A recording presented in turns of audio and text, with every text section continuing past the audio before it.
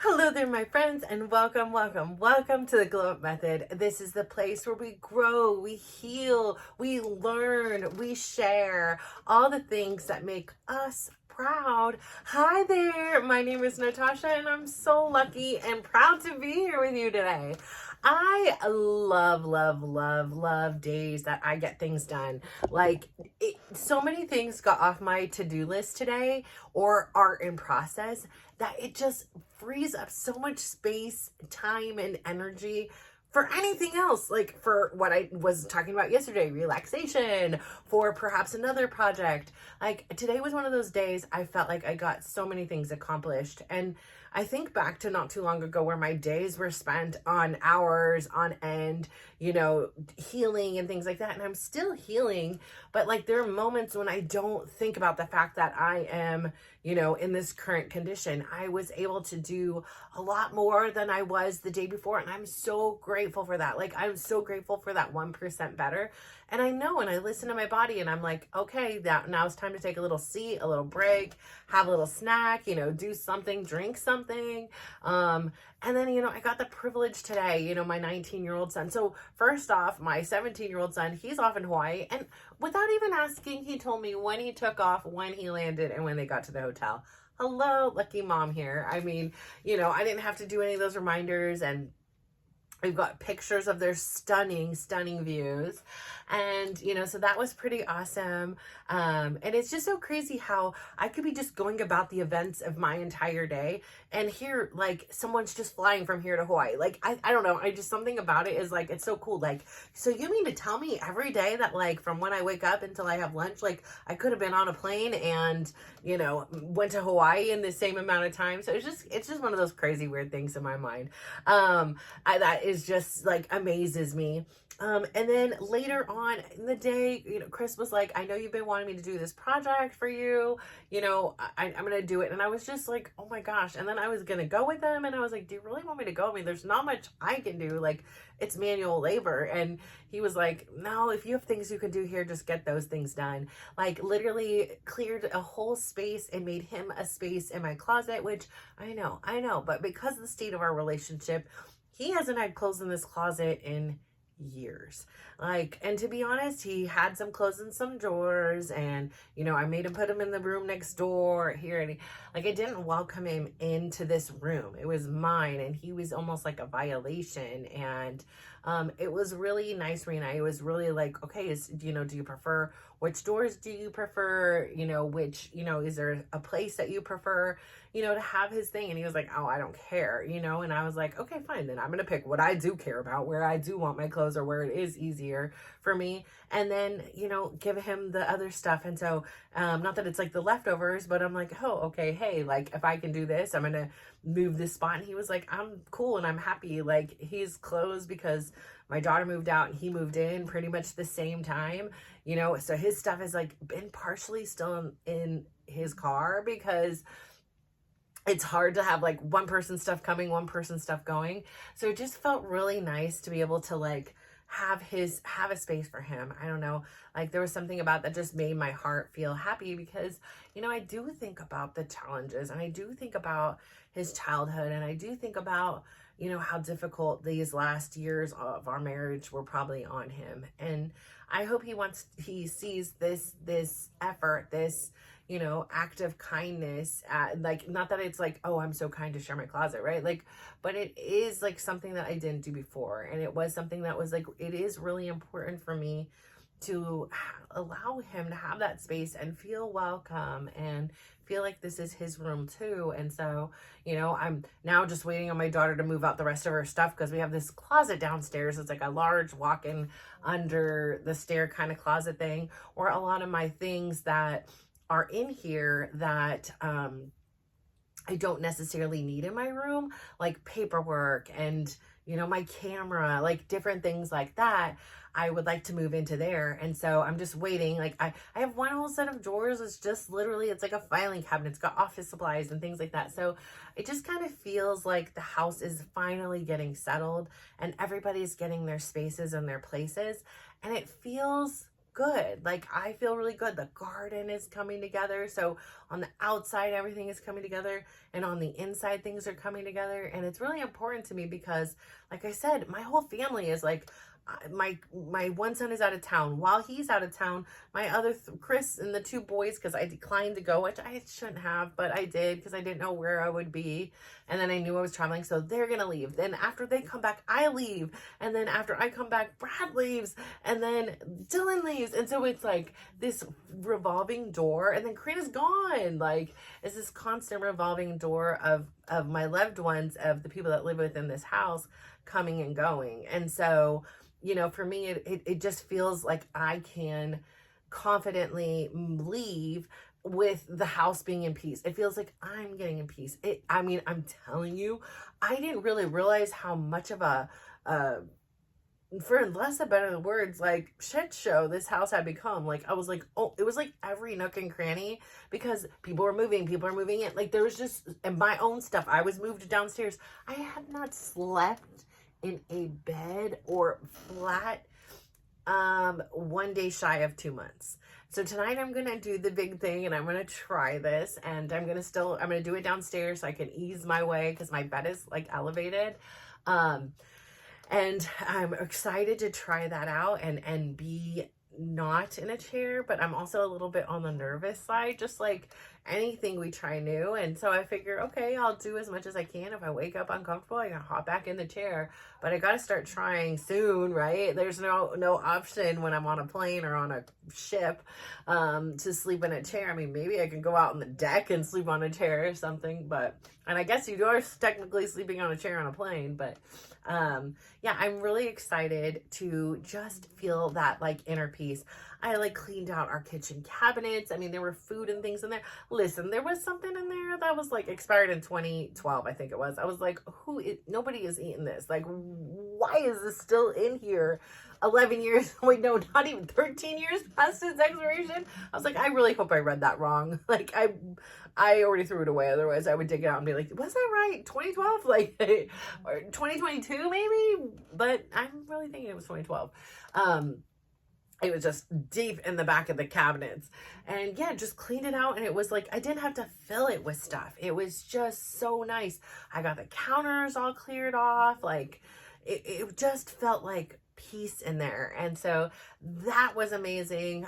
My son has to go for a walk with me, which again, I love that time with him. I love that he asks me to do those things, and it's just a great time.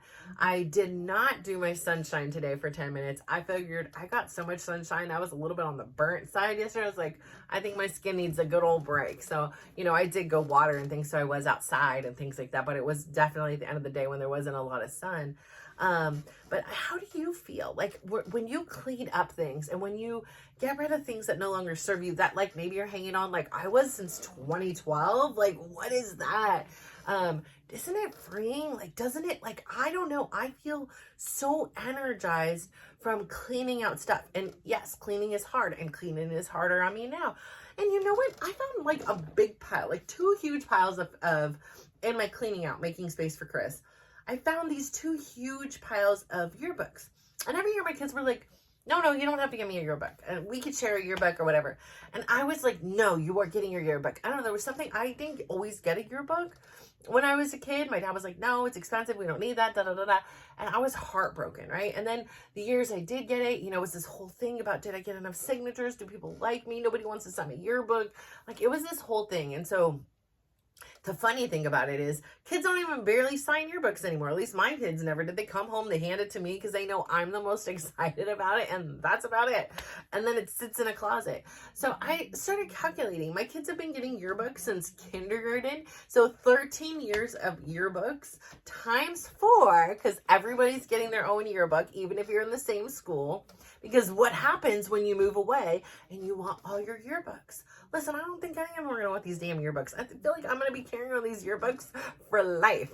But maybe they'll want them. But I have these yearbooks, right? And I was like, I think it was like 52 if I times it by, 13 times 4 or something like that. I'm not the best at math, but I'm pretty sure -1 because my youngest son hasn't got his yearbook quite yet because he's just about to be a senior, right? That's a crazy amount of yearbooks being just accumulated in my house. But that's what happens when you have 4 people and 6 people. And, you know, and I want things to be fair and even, and I want you to have your own yearbook, and I don't want them to fight over the yearbook. And they didn't care about the yearbook. It was so me. But those are things that like accumulate. And so finally getting this space to clear out things from this room, because this was like my zone and I had to shove so many things in here. But now there's this freedom in the house. So like before, when Chris was here, I didn't feel welcome downstairs. Like I didn't want to be around him. He didn't want me around him. Like I just tried to avoid him. So I try to maximize this space. But having this surgery has given me this opportunity to like be comfortable downstairs again. Like the only place I would ever spend time before was really the kitchen or the eating area. But I didn't spend time anyplace else. And it was like, it's almost like rediscovering the house. And so I'm excited to get that experience, and especially with all the flowers. So I see flowers from every different angle and every different window down there. And I love it. Like, I love it. I don't feel like I have to be sequestered back up to my room when I get home. I feel like the house is part of my room now too. Like my world has expanded. And so it makes sense that I would want to clean and get rid of these things, and I'm spending more time and trying to make it more pleasant and peaceful. And so I'm really excited to get this room decluttered too. Just, you know how dust accumulates on the littlest of things? Like Buddha Boy over here, he gets a little wiped down every week, you know, like things like that, like all these things to just collect dust, and I'm excited to be able to clear that out. I'm excited to give Chris his space. Like I think everyone deserves a space, and I'm so glad that we are in a place now, especially as, you know, I watch back, you know, the times where we were struggling not too long ago. I'm so glad to be in this place right now. Like it is such a blessing. It is such like I'm really grateful. There have been times that I've been like, what am I doing? Or what am I doing these things? And it's not because he went and helped do some manual labor and cut some lawn today. It's more of the everyday things. It's the, you know, the joy he looked just hanging his clothes, knowing that he had a place. And I'm glad that I could give that to him, because he had a place, like he had his own place. And if things wouldn't have worked out, or if, you know, we never would have explored this, he'd still have his own place, right? Like, and he had his things there, but he's never been at home here a lot of times. Like it felt like he was always, it just didn't feel like his home. And now it feels like it's home, and it's a beautiful thing to watch and see. So I'm excited to like get to lay next to him and hang out and watch a show. So he's so sweet right now. He is making me my dinner so that I can come up here and record. And so I really am going to say all these things to say, like, life is crazy, right? Like we expect to wake up tomorrow. We expect to, you know, all the same things to repeat again. And if we're lucky, we will. Like if we're lucky, that we'll get the chance to see all of our loved ones and all of our friends tomorrow, right? Like if we're that lucky. And that's what it is. It is a privilege, and it is our life, and doing things that make us feel prideful and happy and reflective. And it doesn't mean we always get it right. Like I wasn't very welcoming to Chris, many reasons, right? Like I can justify it. I'm not defending it. I'm a mom of 4. My freaking kids had crazy medical crap happen to them. I really never saw a good relationship modeled. I can say a million things. I did see it on TV, so there's really no excuse. I didn't see a good mom modeled, and I sure as hell am a good mom. Like, I just didn't prioritize him. And, you know, in the scheme of things, you know, I heard what my grandma said, you know, that kids come first and, you know, all these things. And I believed it, and I lived it. And I thought that that's what a good mom was. And I'm just here to say, is as much as I have earned a seat at the table, so is Chris. Like he was always a priority in the same essence as my kids. Like, you know, it was mitigating temper tantrums. It was, you know, making his life easier. It was all those things kind of looped into what I was doing with my kids. So yeah, obviously I'm not sexually attracted to, you know, a man child, right? Like that's just for me, not the thing, right? Like, and I don't feel trustworthy, and I don't feel comfortable. I don't feel like you're my partner. And these last few months, he has really stepped up and risen to the occasion. And I have as well, but I'm just saying that he has really become a partner. He has really voiced his opinions. He has, become so much more. And I'm just so excited to one day call this pretty purple room, which I'm really, he doesn't know yet, but I'm thinking maybe we're gonna paint because it's purple, because this used to be my daughter's room, and actually where I sit, there actually used to be the most beautiful bed that Chris and I created together. It was my idea, but it was his workmanship. He didn't know how to do woodworking, but we made Karina this most beautiful princess bed you could imagine. It even had like painted decals with the princesses coming out of it, like painted windows, and then we didn't paint the princesses, we actually got decals, and it actually looked so good. And the whole headboard was a castle. Her favorite color was purple, and that's what she wanted. It was purple and pink, and it was a canopy, so it had shears, and oh my God, I don't even know why we got, of all the things I hoarded, why did I not hoard that? I actually sold it for a lot of money, is why. And I get in these phases where I'm like, okay, and it felt like the girl stuff, it had nothing to do with Karina, but it felt like the girl stuff was the first to go, because number one, the girls, we accumulate a lot of things. And number two, it was like, the boys aren't going to sleep in this. And she had outgrown her bed and wanted a Hannah Montana bed. And we never got her Hannah Montana bed. We did get her the Hannah Montana bedding, but that beautiful princess bed that was here, like, was so much fun to like crawl in with her. There were so many times when I would come in, it had like steps up to it. It was just the cutest freaking thing on earth. I'm hoping I can convince them to make one for my granddaughter again. My future granddaughter. I don't know which one I like princesses, but get on it. But it was so cool, like the headboard. And our neighbor, he has since passed, but he, number one, would make me made this killer spicy spaghetti. I forgot what he would call it. I'm trying to think right now. He'd always bring us over blackberries, but he like knew wood stuff. So he was so intrigued by what Chris was doing. He'd come out and have these tools and things like that and help him with these saws. And oh my God, I really regret. I'm glad I have pictures, but I'm so sad that we ever got rid of that piece. And the way we assembled it, it was really big to like just keep. I guess she had to grow up. I guess she wasn't going to take her princess bed with her as she moved out last weekend. She wants to have a bed, queen size bed, right?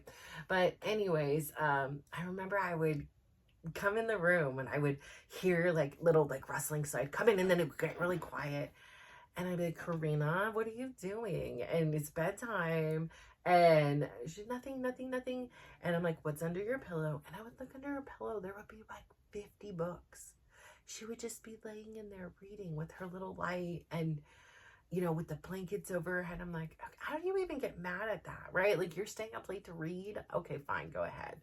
Oh God, the room was so cute. She had a princess table.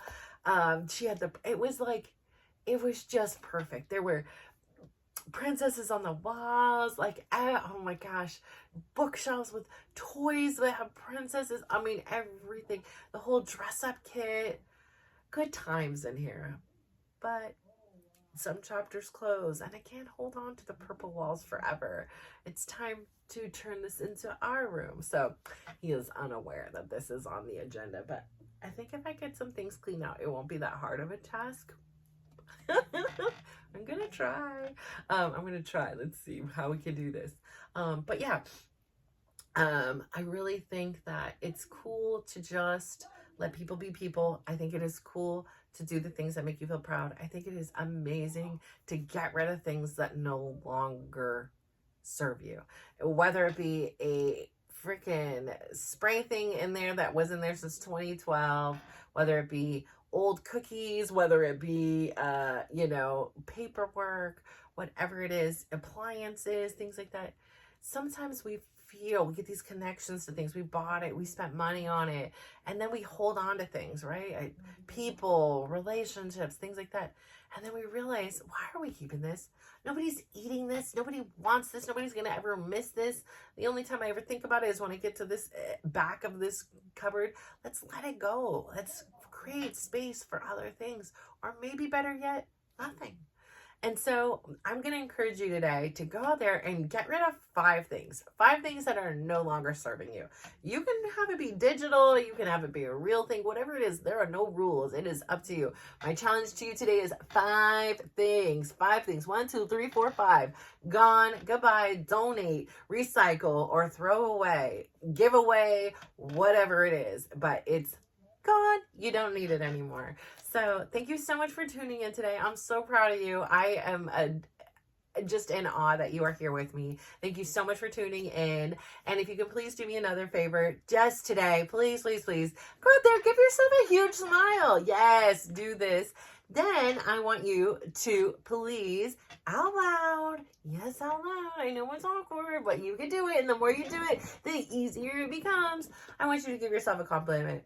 Today, my compliment is I overcame my desire to hold on things because I had once spent money on it. And I'm looking at it as if this $20 thing or $5 thing is doing me anything good because I once spent money on it.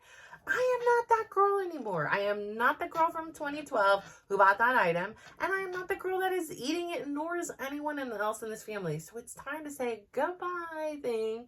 You have got to go. And I feel happier because of it. So I'm also going to ask you to please, please, please do me another favor. I'm going to ask you to give somebody else that big, beautiful smile of yours and give them a compliment and just watch how they glow up. So thank you. Bye.